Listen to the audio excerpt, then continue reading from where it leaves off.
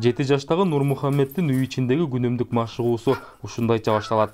2 бөлмөлүү чакан үйдүн бир бөлмөсү анын машыгуу залына айланган. Атасы дубалга атайын илгичтерди унутуп, эң үстүнө акча кыстарып коет. Татаал сыноолордон өткөн Нурмухаммед акчанын ээси болот.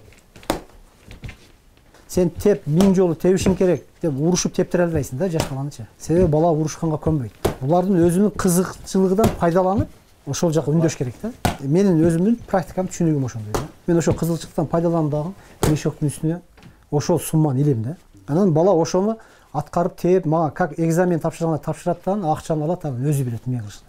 Нурмухаммед спортко 3 жашынан баштап кызыккан. Ага атасы Асылбектин жаш кезинде эркин күрөш менен машыккан ышык берген.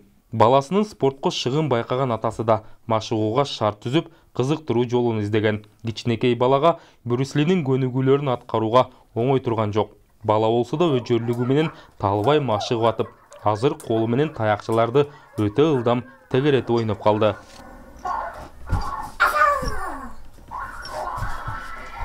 Нурмухаммеддин спортко шыгы бар экенин 3 жашынан байкаганбыз. Сыдыков Алишер деген агай бул жерге келип, үйдүн астына келип, ушу иштер менен, жумуштар менен келип, баланы көчөдө ошо шпагатка отуруп, секирип жүргөнүн байкап калып, ошол агайы бизге айтпастан, билдирбестен келип балага 3-4 күн ушул жерде сабак бериптир да, тренировка кылдырыптыр да. Анан 3-4 күндөн кийин анан мага ошо мени жолуктуруп, мага айтты да, анан ушу балаңызды залга апарайлык деп. Нурмухаммед үй бүлөдө 3 кыздан кийинки эркек бала. Ошон үчүн атасы аны өзгөчө тартипте тарбиялап жатат. Апасы болсо кенжем деп көп эркелетет.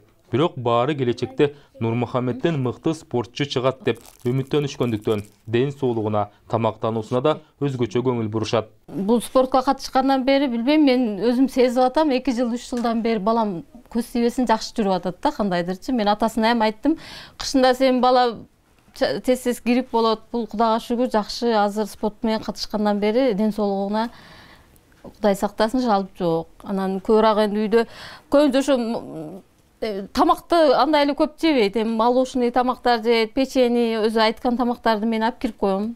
Завтракта обязательно турганда ушу печенье бирдекелер болуш керек, жеш керек. Анан ошо жагынан жардам берем. Эми мен үйдө бирок андай деле шок эмес. Токтоо, серьезный эле мындай. Хажиба.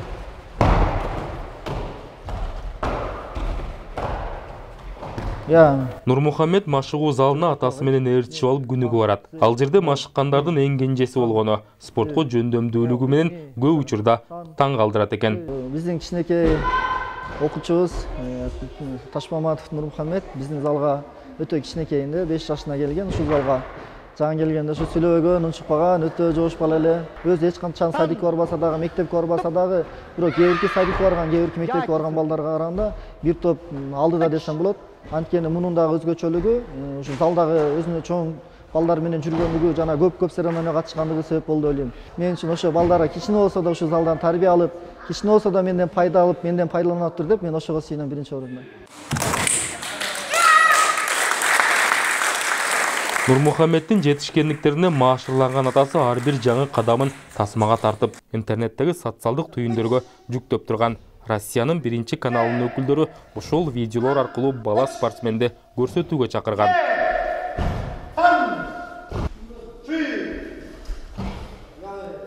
Бул программа быйыл 1 класска бара турган Нурмухаммеддин келечегине жакшы жол ачып, мыкты дем берет деп ата-энеси менен машыктыруучусу күтүп жатат. Ал эми теле жылдызга айланып атактуу болгон жаш спортчу аны оюнда эле көрүп, кезектеги машыгууларга шашып жүрөт. Руслан Калматов, Азаттык, Жалал Абад облусу.